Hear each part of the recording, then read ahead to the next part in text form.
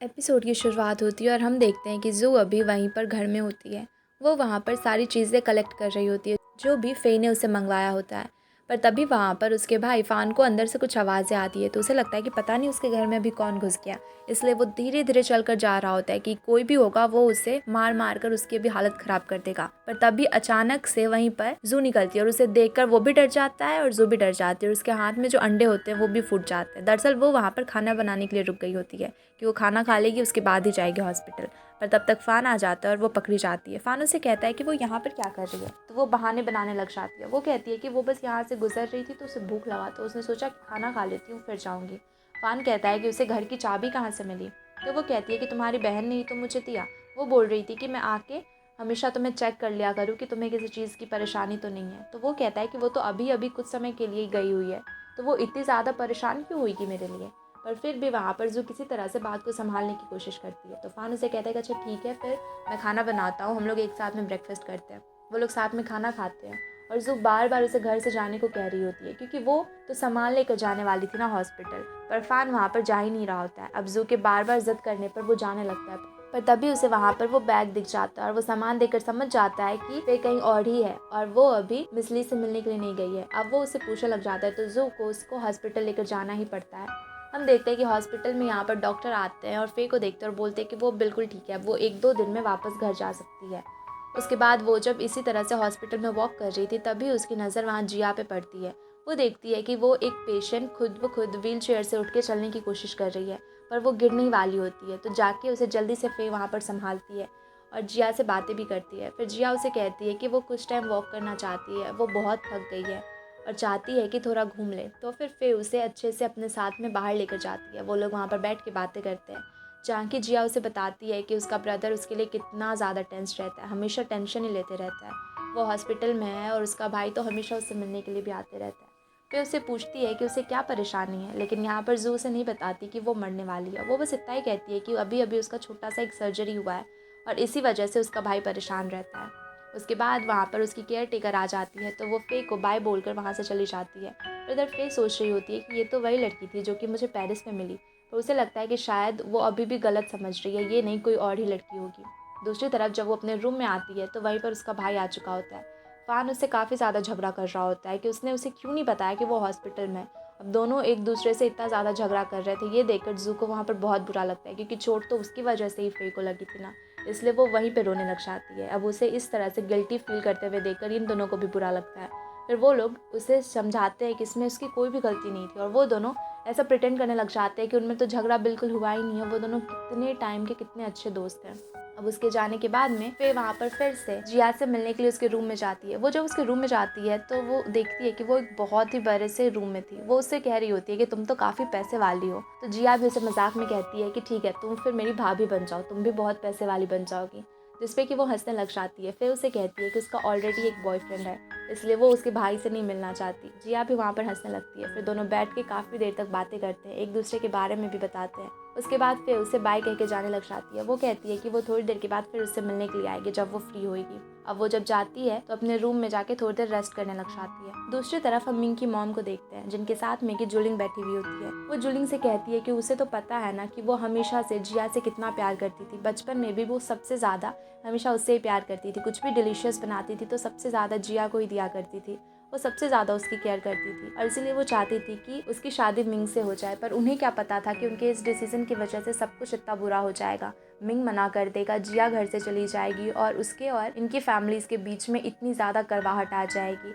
और दूसरी तरफ जायू तो है ही, जो कि हमेशा मिंग को परेशान ही करते रहता है। यहाँ पर जुलिंग उनकी मॉम से कहती है कि उससे सब कुछ पता है। वो कहती है कि वो बचपन से ही जानती है उन्हें, उसने देखा है कि वो कितनी ज़्यादा केयरिंग थी। ये सब कुछ जो हुआ वो उसमें किसी की भी गलती नहीं थी, बल्कि सिचुएशन गलत थी। ये सारी चीज़ें सुन के वहाँ पर मिंग की मॉम काफ़ी खुश होती है। वो जुलिंग को थैंक यू भी बोलती है क्योंकि जुलिंग उन्हें समझ पा रही होती है।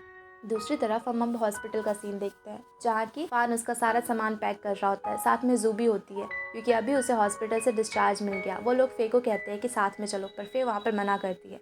वो कहती है कि हॉस्पिटल में उसकी कोई फ्रेंड है, इसलिए वो पहले उससे मिलने के लिए जाएगी।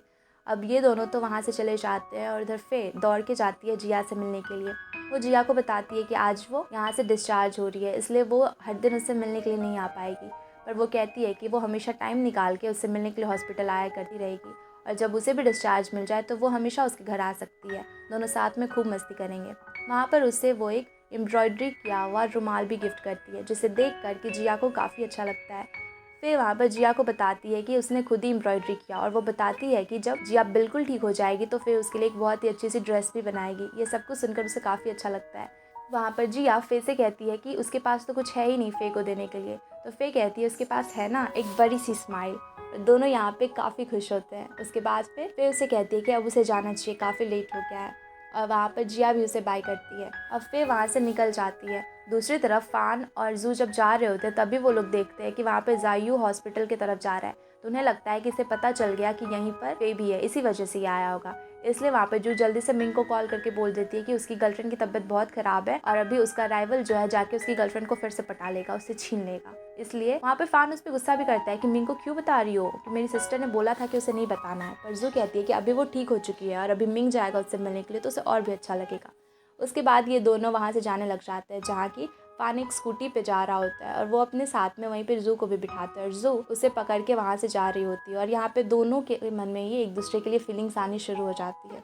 दूसरी तरफ हम घर पे मिंग को देखते हैं, जहाँ की वो फिर से मिलने के लिए आया हुआ होता है। पहले तो वो उसे डांटता है कि वो हॉस्पिटल में थी और उसने इसे बताया तक नहीं, पर फिर वो उसकी बहुत ज़्यादा केयर करने लग जाता है। वो उससे बातें करता है, उसे समझाता है, संभालता है। और यहाँ पर फे को भी इतनी ज़्यादा केयर मिल रही होती है, इसलिए वो भी काफ़ी खुश होती है। अब ये दोनों वहीं पे सोफ़े पे सो जाते हैं और दोनों एक दूसरे के साथ में कुछ क्वालिटी टाइम भी स्पेंड करते हैं। अब हम हॉस्पिटल का सीन देखते हैं, जहाँ की जायू जिया को लेकर हॉस्पिटल में हर जगह घुमा रहा होता है। तभी वो लोग जब अपने रूम के पास पहुँचते तो देखते हैं कि जुलिंग वहीं पे खड़ी है। तो जायू उसे कहता है कि तुम जुलिंग के साथ में इंजॉय करो और मैं अभी जाता हूँ कुछ काम के लिए। फिर वो बाहर चला जाता है। जिया और जुलिंग साथ में बैठ के बातें कर रहे होते हैं, जहाँ की जुलिंग भी उसे सर्जरी के लिए मनाने के लिए आई हुई होती है। वो कहती है कि पास्ट में जो भी चीज़ें हुई उसकी वजह से हर एक इंसान यहाँ पे बहुत ज़्यादा सफ़र कर चुका है और अब सारे लोग चाहते हैं कि जिया ठीक हो जाए। अब अगर वो इतना ज़्यादा सफ़र करते रहेगी तो और सारे लोग भी गिल्टी महसूस करते रहेंगे, सब एक दूसरे से झगड़ा करेंगे। उसका भाई, मिंग, सारे लोग सब एक दूसरे से नफरत करने लगे। अगर वो सर्जरी करवाती है, वो ठीक हो जाती है तो सारे लोग एक साथ में खुश हो जाएंगे। पर जिया फिर से मना करती है। वो कहती है कि अगर उसने सर्जरी कराया और उसकी मौत हो गई तब जुलिंग बताए कि किस तरह से उन सारे लोगों को वो समझा पाएगी, तब तो उनके दिल में और भी ज़्यादा गिल्ट रह जाएगा। इससे अच्छा है कि वो कुछ दिन मरने से पहले कम से कम उनके साथ में बिता ले। और वो जुलिंग की भी बात नहीं मानती है। दूसरी तरफ अब हम ऑफिस का सीन देख, जहाँ की हर जगह पे अपनी डिज़ाइन वाली स्केच ढूंढ रही होती है, क्योंकि शेन ने तो वो पहले ही चुरा ली थी। क्योंकि वो इतना ज़्यादा जेलस फील कर रही होती है फे से कि उसने उसकी डिज़ाइन वाली स्क्रिप्ट की पूरी सारी चीज़ ही चुरा ली होती है। अब वहाँ पे सारे लोग काफ़ी परेशान होते हैं, क्योंकि वो सबसे ज़्यादा इंपॉर्टेंट वाला उसमें डिज़ाइन फे ने बनाया हुआ होता है। इसे सारे लोग परेशान होते हैं। तभी एक डिज़ाइनर जिसने कि शेन को वहाँ पर खड़े देखा था, वो फे को अकेले में बुलाता है और बताता है कि उसने शेन को देखा है और उसके अलावा यहाँ पर कोई भी नहीं आया है। फे ये सुनती है तो वो तुरंत ही शेन से बात करने के लिए जाती है। वो शेन को अकेले एक रूम में लेकर जाती है और उससे पूछती है कि क्या उसने उसकी डिज़ाइंस को कहीं पे रखा है, जिसपे कि शेन बहुत ज़्यादा भड़क जाती है और वो उस पर चिल्लाने लगती है कि वो ऐसा कर भी कैसे सकती है, फे उसे चोर कह रही है और भी न जाने क्या क्या। बिना बात को बताए, बिना अच्छे से बात किए वो फे पे ही इल्ज़ाम लगा के वहाँ से निकल जाती है और कहती है कि आज के बाद हमारी दोस्ती ख़त्म। और वो फिर कॉफ़ी लेने के लिए जाती है जुलिंग के लिए, जहाँ की वो बहुत देर तक वहीं पर खड़ी खड़ी फेक के बारे में कुछ अनाप शनाप बक रही होती है। तभी वहाँ पर जुलिंग आ जाती है। वो उससे पूछती है कि तुम मार्स पे गई हो क्या कॉफ़ी बनाने को। तो शेन हंसते हुए उसे कॉफ़ी देती है और कहती है कि कुछ नहीं, मैं तो बस ऐसे ही थोड़ी बिजी थी इस वजह से। पर जुलिंग फिर उतना ध्यान नहीं देती। थोड़ी देर के बाद में उससे मिलने के लिए फे आती है। वो आकर बताती है कि कुछ डिज़ाइंस मिल नहीं रहे हैं, जिसपे कि जुलिंग गुस्सा करने लगती है। वो कहती है कि डिज़ाइंस कहाँ चले गए, पर फिर उसे अश्योर करती है कि वो उतने ज़्यादा इंपॉर्टेंट वाले नहीं थे, इसलिए वो सब कुछ ठीक कर देगी। वो हालांकि सबसे इम्पॉर्टेंट डॉक्यूमेंट्स थे, पर फिर भी वो उस समय जुलिंग को नहीं बताना चाहती थी। और वो कहती है उससे कि बस थोड़े से काम के थे, वो जल्दी उसके जगह पे दूसरी डिज़ाइन उसे भेज देगी और उसे दिखा देगी। इसके बाद हम जायू को देखते हैं, जो कि जिया के साथ में घर जा रहा होता है। दरअसल जिया घर जाना चाहती है, वो हॉस्पिटल में रह के थक चुकी होती है और यहाँ पर वो उसे भी कह रही होती है कि वो घर चले, पर जायू बिल्कुल भी नहीं मान रहा होता है। पर वहाँ पर वो उसे समझाती है। वो कहती है कि मॉम की डेथ के बाद में डैड ने दूसरी शादी कर ली, उसमें उनकी गलती भी नहीं है। वो अपनी स्टेप मॉम को आंटी ही बुलाती थी, तो वो उसे बता रही होती है कि आंटी हमेशा से उसकी मॉम डैड सबके क्लोज रही थी और डैड के साथ में अगर वो है तो वो डैड का ध्यान भी तो रख रही हैं। डैड भी तो शादी नहीं करना चाहते थे ना, पर उन्होंने शादी की क्योंकि हम लोग भी बच्चे थे उस समय, हमारा ख्याल रखने के लिए। पर यहाँ पर जायू बिल्कुल भी उसकी बात नहीं मानता है, पर जिया के बार बार जिद करने पर वो मान जाता है कि वो उसके साथ में घर पर चलेगा और रुकेगा भी। वहाँ पर अब दोनों घर पहुँचते हैं तो सारे लोग उन्हें देख के काफ़ी खुश हो जाते हैं। उनकी स्टेप मॉम, डैड के असिस्टेंट सारे लोग खुश होते हैं कि ज़ायू भी अब जिया के साथ में घर पे रहने के लिए आया हुआ है। फिर हम डुओ और फे को साथ में एक जगह पे खाना खाते भी देखते हैं, जहाँ की डुओ उसे कह रही होती है कि मिंग ने उसका अच्छे से हॉस्पिटल में ख्याल रखा, जिस पर वो कहती है कि उसने तो मिंग को बताया ही नहीं। तो डुओ उसे कहती है कि उसे बताना चाहिए था ना, उसे इस तरह से हमेशा हमेशा सेक्रीफाइस नहीं करना चाहिए मिंग के लिए। और वो हंसने लग जाती है और कहती है इतनी छोटी सी बात के लिए वो उसे परेशान नहीं करना चाहती थी। दूसरी तरफ हम ज़ायू के घर पे उसके डैड को देखते हैं, जहाँ की उनके असिस्टेंट उसके डैड से कह रहे होते हैं कि उन्हें ज़ायू को सच बता देना चाहिए, और डैड भी सोचते हैं कि हाँ उन्हें कह देना चाहिए। पर ज़ायू वहाँ पर ड्रिंक कर आता है, इसलिए वो लोग कोई बात नहीं कर पाते। अगली सुबह जब वो ऑफिस के लिए जा रहा होता है तो उसके डैड भी वहीं पर होते हैं। वो उस पर गुस्सा करने लग जाते हैं कि वो कितना ज़्यादा निकम्मा है, उसने 3 साल से कुछ भी नहीं किया है। दूसरी तरफ वो मिंग की तारीफ़ के पुल बांधे जा रहे होते हैं कि उसने 3 साल में कंपनी को कहाँ से कहाँ पहुँचा दिया, और एक उनका बेटा है जो कुछ करना ही नहीं चाहता है। इस बात पर दोनों की बहुत ज़्यादा बहस होती है और जिया को और उनकी स्टेप मॉम को आकर उन दोनों को किसी तरह से वहाँ पर शांत करवाना पड़ता है। अब हम जूलिंग को भी देखते हैं ऑफिस में, जो कि मिंग से कह रही होती है कि उसे हॉस्पिटल जाना चाहिए और जिया से बात करना चाहिए, क्योंकि वो भी गई थी, उसने भी उसे मनाने की बहुत कोशिश की, पर वो बिल्कुल भी सर्जरी के लिए नहीं मान रही है, और शायद मिंग उसे कहेगा तो वो मान जाएगी। फिर हम जिया को देखते हैं, जो कि अभी कहीं और नहीं बल्कि फे के घर पे आई हुई होती है। वो लोग अभी रास्ते में वॉक कर रहे होते हैं, जहाँ की वो बता रही होती है कि उसे अभी हॉस्पिटल से डिस्चार्ज मिल चुका है और वो अभी बहुत ही ज़्यादा खुश है। पर वहाँ पर फे नोटिस करती है कि उसकी केयर टेकर अभी तक उसके साथ में। वो पूछती है तो वहाँ पर जिया उसे झूठ कह देती है कि उसका ब्रदर उसकी कुछ ज़्यादा ही केयर कर रहा है। उसके बाद वो उसे अपने घर भी लेकर जाती है, जहाँ की जिया उसकी इतनी सारी एम्ब्रॉयडरी वाली चीज़ें देखकर, सामान फैब्रिक देखकर काफ़ी खुश होती है। वहाँ पर फे उसे अपनी एक डॉल भी गिफ्ट करती है। यहाँ पर फे उसे पूछती है कि उसे कौन सी प्रिंसेस पसंद है, जहाँ की वो कहती है कि उसे बेला पसंद है। तो फे उसे कहती है कि वो उसे बेला वाला भी एक डॉल बना कर देगी, क्योंकि उसे भी बेला बहुत पसंद है। वो अपने लिए सोचती थी और वो काफ़ी ज़्यादा ब्रेव भी थी। उसकी ये सारी बातें सुनकर वहाँ पर जिया को भी काफ़ी ज़्यादा अच्छा लग रहा होता है। दूसरी तरफ अब हम ज़ायू को देखते हैं, जो कि ऑफिस में होता है और लिंडा उससे बात कर रही होती है। लिंडा उसे कहती है कि अभी ज़ायू को खुद पे ध्यान देना चाहिए, वो बिल्कुल भी काम पे ध्यान नहीं दे रहा और कंपनी को भी लॉस हो रहा है, उसे अपने आप को देखना चाहिए, उसने अपनी क्या हालत बना रखी है। जिस पर वो कहता है कि ठीक है फिर मुझे फायर कर दो, मुझे कहीं भी जॉब ढूंढने के लिए इतनी ज़्यादा परेशानी नहीं होगी। लिंडा उसे समझाती है कि उसके कहने का मतलब ये नहीं था, वो बस चाहती है कि ज़ायू खुद को सही कर सके। पता नहीं उसके लाइफ में क्या चल रहा है, पर वो बहुत ही ज़्यादा परेशान हो चुका है। वो बस चाहती है कि इस तरह से वो अपनी ज़िंदगी ना बर्बाद कर ले। पर ज़ायू कहता है कि वो सब कुछ ठीक कर देगा, लिंडा बेकार में ही परेशान हो रही है। फिर वो वहाँ से निकलता है तो बाई आ जाती है फिर से उसे परेशान करने के लिए उसके ऑफिस तक। अब वो लोग अपने ऑफिस में जाकर बातें कर रहे होते हैं, जहाँ की बाई फिर से उससे कह रही होती है कि वो उसकी कंपनी के साथ में काम करे, और अगर वो ऐसा करेगा तो काफ़ी ज़्यादा अच्छा होगा। उससे फिर से ऊट पटांग से ऑफर्स देने लग जाती है। तो ज़ायू कहता है कि ठीक है, तुमने इतनी ज़्यादा मेहनत की है मेरे पीछे, तो चलो मुझे अपने डिज़ाइंस दिखाओ। अगर मुझे तुम्हारी कंपनी के कोई डिज़ाइन, एक भी डिज़ाइन अगर पसंद आ गया तो मैं तुम्हारी कंपनी के साथ में ज़रूर काम करूँगा। तो वहाँ पर बाई उससे अपनी कंपनी के डिज़ाइंस दिखाती है, जो देख कर उसकी हंसी छूट जाती है, क्योंकि इतनी बड़ी कंपनी होने के बावजूद उनकी डिज़ाइंस इतने ज़्यादा गंदे थे। एक भी डिज़ाइन ऐसा नहीं था जिसे कि वो प्रेजेंट कर सके, सारे ही गंदे होते हैं। जिसे देखकर वो काफ़ी हंसता है और बाई को फिर से वहाँ से निकल जाने को कहता है, और उसकी फिर से इंसल्ट होती है। दूसरी तरफ शाम को जब वो बैठकर काम कर रहा होता है, तभी उसका फ्रांस वाला फ्रेंड भी उसको कॉल करता है। वो उसे बताता है कि उसके डैड ने कंपनी को एक्वायर कर लिया और वो अब उसे ही CEO बनाने वाले हैं। ये सारी बातें जानकर तो उसे काफ़ी गुस्सा आता है। वो अपने फ्रेंड को कहता है कि तुमने मुझे कभी ये बताना भी ज़रूरी नहीं समझा। मैं नहीं चाहता कि मैं अपने डैड के पैसे के दम पर इस कंपनी का CEO बनूं। मैं अपने टैलेंट के दम पे बनना चाहता था। तुम्हें ये सब कुछ मुझे पहले बताना चाहिए था। और ये सारी चीज़ें जानकर ज़ायू बिल्कुल टूट ही जाता है। वो बहुत ड्रिंक करता है और घर आता है और अपने फादर से कहता है कि उन्होंने ऐसा क्यों किया। वो अपने दम पर वहाँ तक पहुँचना चाहता था, पर उन्होंने लोगों को ऐसा दिखा दिया कि पैसा हो तो वो कुछ भी कर सकते हैं। वो ऐसा नहीं चाहता था। यहाँ पर उसके डैड और उसकी फिर से बहस होने लग जाती है और दोनों ही झगड़ा करते हैं। ज़ायू फिर से अगले दिन हॉस्पिटल में होता है, जहाँ उसे पता चलता है सारे डॉक्टर्स उससे यही कह रहे होते हैं कि अगर उसकी सिस्टर ने जल्दी से जल्दी सर्जरी नहीं कराया तो फिर अब वो लोग उसे ज़्यादा दिन तक बचा नहीं पाएंगे। उसकी हालत बहुत ज़्यादा ख़राब है और वो इस तरह से बार बार सर्जरी को डिले कर रही है और भी ज़्यादा प्रॉब्लम में फंस रही है। ऐसे टाइम आ जाएगा जहाँ कि अब वो आगे सर्जरी भी नहीं करवा पाएगी और उसके पास बस एक ही चीज़ होगा, वो है मौत का इंतज़ार करना। इसके अलावा वो कुछ नहीं कर पाएगी। यहाँ पर उसके डैड और ज़ायू दोनों ही काफ़ी ज़्यादा इमोशनल होते हैं। ज़ायू फिर जिया के पास में आता है। वो उसे कहता है कि उसे जाना चाहिए, उसे सर्जरी कराना चाहिए। वो अपनी बहन को इस तरह से हर एक दिन मौत के करीब जाते नहीं देख सकता। पर जिया फिर से वहाँ पर मना करती है। वो कहती है कि चाहे कुछ भी हो जाए वो कभी भी सर्जरी नहीं कराएगी, क्योंकि उसे पता है इस कंडीशन में बचना बहुत ही मुश्किल है। और अगर वो सर्जरी के लिए गई तो वो पक्का ही मर जाएगी, वो ज़िंदा नहीं बच पाएगी। और वो अपनी फैमिली को इतने टाइम के बाद मिली है और उन्हें इस तरह से वो छोड़ के जाना नहीं चाहती। उसके बाद फिर हम हॉस्पिटल का सीन देखते हैं, जहाँ की जिया से मिलने के लिए जुलिंग और मिंग दोनों ही आए हुए होते हैं। और वो लोग जब उसके लिए गिफ्ट लेने के लिए जा रहे होते हैं तब उन दोनों ने एक ही बुक को सेलेक्ट किया होता है। और वो दोनों यहाँ पर आकर उससे सारी बातें बता रहे होते हैं कि कैसे वो लोग गिफ्ट लेने के लिए गए थे और दोनों की नज़र एक ही बुक पर आई। वो लोग हंस के कह रहे होते हैं कि वो लोग बचपन से एक दूसरे को जानते हैं, इसलिए एक दूसरे की चॉइसेस को भी जानते हैं। तभी जायू रूम में आ रहा होता है, पर इन तीनों को वहाँ पर हंसता खेलता देखकर वो वहीं रुक जाता है और इनकी बातें सुन रहा होता है। जहाँ की मिंग ये भी कहता है कि जब वो बिल्कुल ठीक हो जाएगी तो वो जायू से भी दोस्ती कर लेगा और देखना वो दोनों फिर से पहले की तरह बहुत अच्छे वाले दोस्त बन जाएंगे। जायू ये सारी बातें सुनता है और फिर वहाँ से चला जाता है। अब उसकी कंपनी की मीटिंग होती है, जहाँ की उसके डैड अभी सबके सामने में उसे सीईओ बना देते हैं।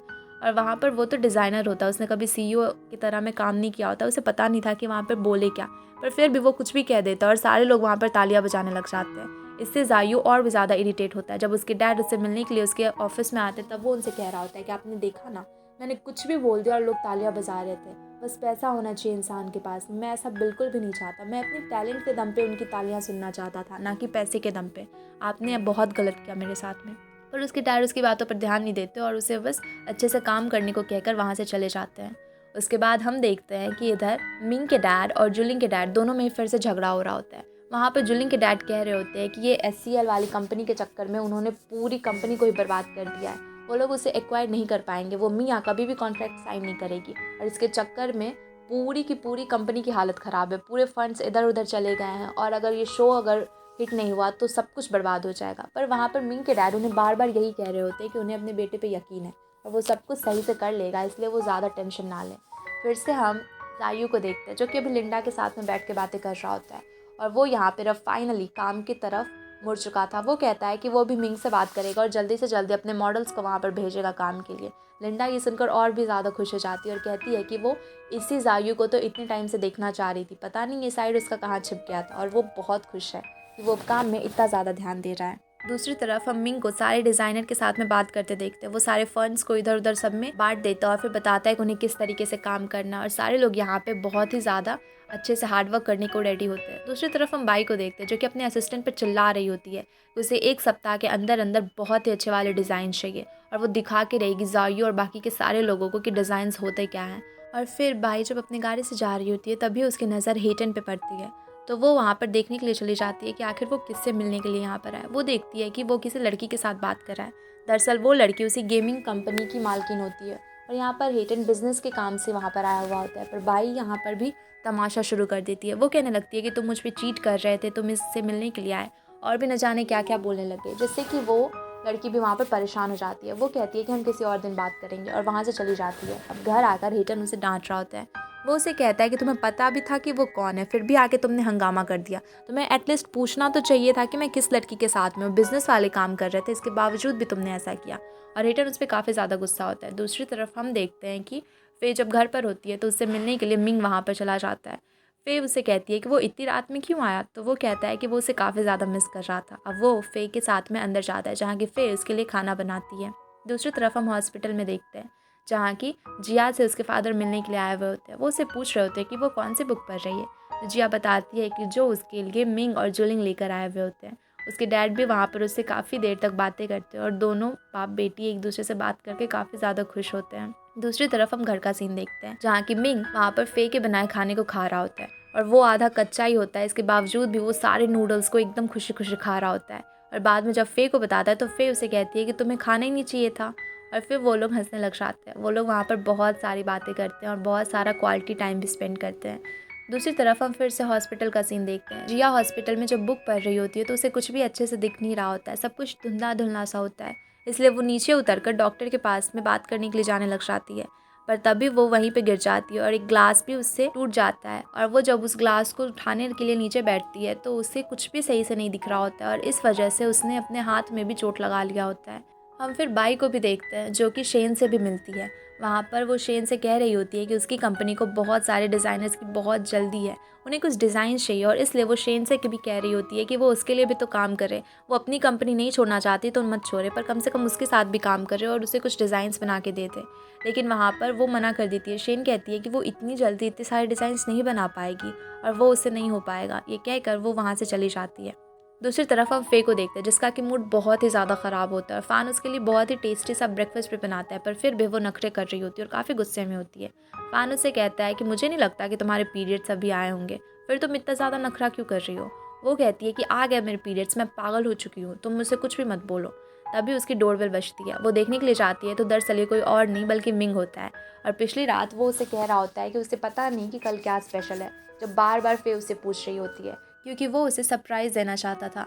अब वो वहाँ पर आकर कहता है कि आज उनके डेटिंग का 200 डे पूरा हो गया है और इस वजह से वो उसके साथ में घूमने जाने वाला है। उससे वो काफ़ी ज़्यादा खुश हो जाती है। वो उसे कहती है कि वो वेट करे, वो जल्दी से तैयार होकर आ रही है, पर वो 1 घंटे तक तैयार ही होते रह जाती है और बेचारा खरा खरा परेशान होता है। पर थोड़ी देर के बाद फिर बहुत ही अच्छे से तैयार होकर नीचे आती है, पर उससे पहले मिंग को कॉल आ जाता है हॉस्पिटल से, क्योंकि सारे लोग वहाँ पर, जायू, उसके डैड, सारे लोग वहाँ पर होते हैं और सबको जिया की हालत पता चलती है।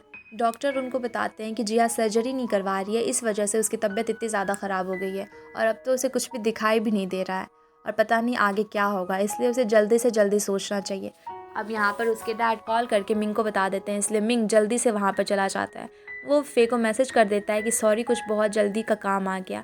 फे यहाँ पर बहुत ही अच्छे से तैयार होकर आई थी, पर मिंग तो चला गया था, इसलिए वो चुपचाप जाने लग जाती है। पर तभी वो सोचती है कि डुओ के साथ में बाहर जाके खाना क्यों ना खाया जाए, इसलिए वो डुओ के साथ में खाने के लिए चली जाती है। उधर हॉस्पिटल में सारे लोग काफ़ी परेशान होते हैं जिया को लेकर और यहाँ पर मिंग भी आता है। वो जिया से बात करता है, वो जिया को समझाने की भी कोशिश करता है कि वो अपनी ज़िद छोड़ दे और सर्जरी करवा ले, पर फिर भी जिया उसकी बात नहीं मान रही होती, वो किसी की भी बात नहीं मान रही होती है। अब यहाँ पर जब हॉस्पिटल में ये सारी चीज़ें चल रही होती है तो वहाँ पर डुओ के साथ में फिर आराम से खाना खा रही होती है। डुओ से कहती है कि आखिर इतना ज़्यादा भी क्या इंपॉर्टेंट हो गया कि वो अचानक से तुम्हें तैयार होने को बोल के छोड़ के भी चला गया।